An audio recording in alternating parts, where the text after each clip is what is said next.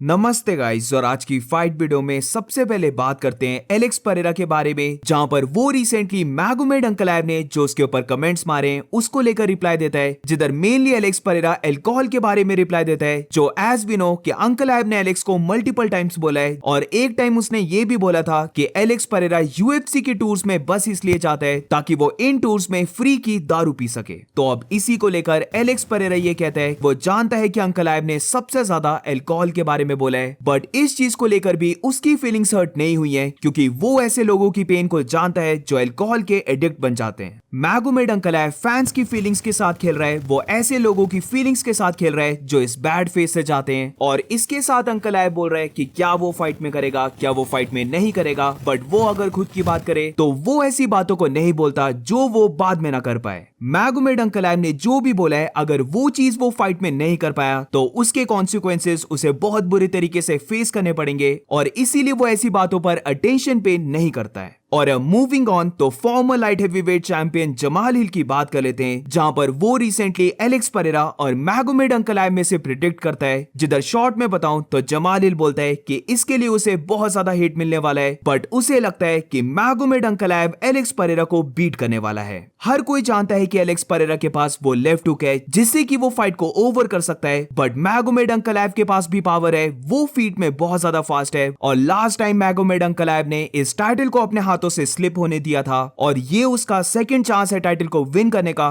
तो उसे लगता है कि मैगोमेड अंकलैब ज्यादा फोकस्ड होगा और वो फाइट को विन करने वाला है। रिसेंटली जमाल हिल के करियर में कुछ भी ठीक नहीं चल रहा है और वैसे तो यहाँ पर जमाल हिल ने काफी सेंसिबल बात की है, बट ये तभी ठीक मानी जाएगी अगर मैगोमेड अंकलैब सच में एलेक्स परेरा को बीट कर देता है। बट अगर ऐसा नहीं होता है तो एक बार फिर से जमाल हिल बहुत बुरा ट्रोल होने वाला है। अब इसी टॉपिक के ऊपर रहते हैं जहां पर नेक्स्ट अपडेट मुझे लगता है बहुत ज्यादा अजीब है, क्योंकि यहाँ पर अगर तुम देखोगे तो बहुत सारे पेजेस इस वाली फोटो को पोस्ट कर रहे हैं और ये बोला जा रहा है कि एलेक्स परेरा के अगेंस्ट मैगोमेड अंकलैब की ऑफिशियल किट ये रहने वाली है। This has to be a joke guys, मुझे नहीं लगता है कि ये सच बात है, बट दूसरी साइड में ये भी देख रहा हूं कि बहुत सारे पेजेस इसको ऑफिशियल आउटफिट बोल रहे हैं, बट टू बी ऑनेस्ट ये जरा भी सूट नहीं कर रही एक एमएमए फाइटर के ऊपर, क्योंकि ये एक पूरी रेसलिंग किट है और इसके ऊपर से ये मैगोमेड अंकलैब के ऊपर बहुत फनी लग रही है। तो वैसे तो मुझे नहीं लगता कि ये रियल है, बट रिसेंटली ये वाली पिक बहुत ज्यादा वायरल जा रही है। और एक बात मैं बोल देता हूं कि अगर ये सच हो जाती है तो फाइट देखने में और भी मजा आएगा। और moving on to the next update, तो अब बात करते हैं जो इस संडे यूएफसी 313 का इवेंट होने वाला है, इसमें क्या कोई मेन इवेंट की फाइट कैंसिल हो चुकी है। लग रहा है कि मेन कार्ड की जो थर्ड और फिफ्थ फाइट है उनमें से कोई ना कोई फाइटर इंजर्ड हो चुका है और वो फाइट नहीं कर पाएगा, क्योंकि रिसेंटली लाइटवेट फाइटर टॉम लोलन एक टीज कर रहा है जहां पर वो एक स्टोरी में लिखता है फाइट वीक हिट आउट, और सेकंड स्टोरी को देखें तो वो यहां पर डैना वाइट को थैंक्स करता है कि उसने उसे पिक करने के लिए प्राइवेट जेट को भेजा है। तो काफी पॉसिबिलिटी है कि जेलिन टर्नर वर्सेस इग्नाशियो बाहामोंडेस या फिर बॉबी ग्रीन वर्सेस मारिशियो रफी, इन चार में से कोई ना कोई फाइटर इंजर्ड हो चुका है और उसको टॉम लोलन रिप्लेस करने वाला है। अब किसकी ज्यादा पॉसिबिलिटी है, तो पहले ये बोला जा रहा था कि मे बी जेलिन टर्नर इंजर्ड हो चुका है, बट अब ज्यादा चांसेस लग रहे हैं कि बॉबी ग्रीन इंजर्ड हो चुका है, क्योंकि अब अगर हम यूएफसी 313 के प्रेस कॉन्फ्रेंस की लाइनअप देखें तो यहां पर हम देख सकते हैं कि main event fighters Alex Pereira और मैगोमेड अंकलैब होंगे, को मेन इवेंट फाइटर्स जस्टिन गेची और रफाइल फिजीब होंगे, और फिर उसके बाद बस जेलिन टर्नर और इग्नाशियो बाहामोंडेस ही इस प्रेस कॉन्फ्रेंस को अटेंड करने वाले हैं। तो एक तो हमें इससे पता लगता है कि पूरा मेन कार्ड यूएफसी 313 की प्रेस कॉन्फ्रेंस नहीं करेगा, और ये थोड़ा सा सैड है क्योंकि डेफिनेटली बॉबी ग्रीन अगर प्रेस कॉन्फ्रेंस में होता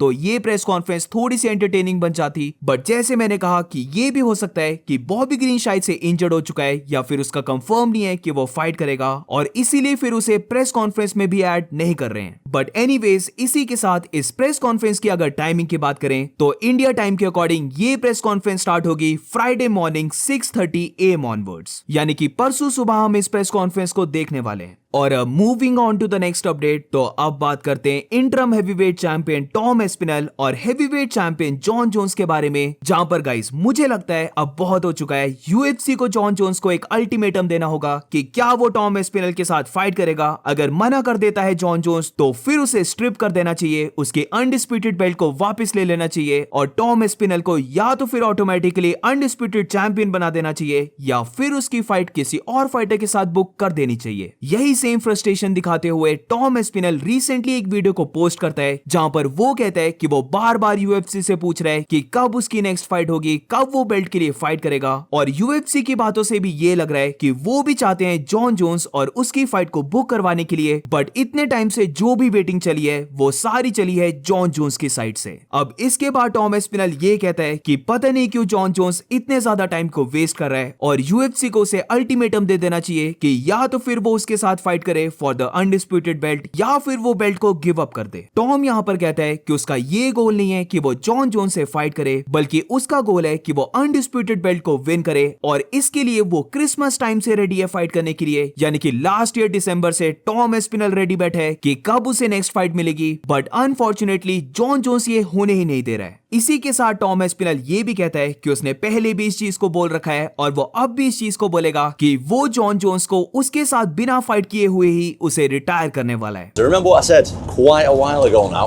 I will retire John Jones without even fighting him. That's something that I said. And John, let's do it. If you want to do it, you don't have to ask me twice. If not, I'll fight somebody else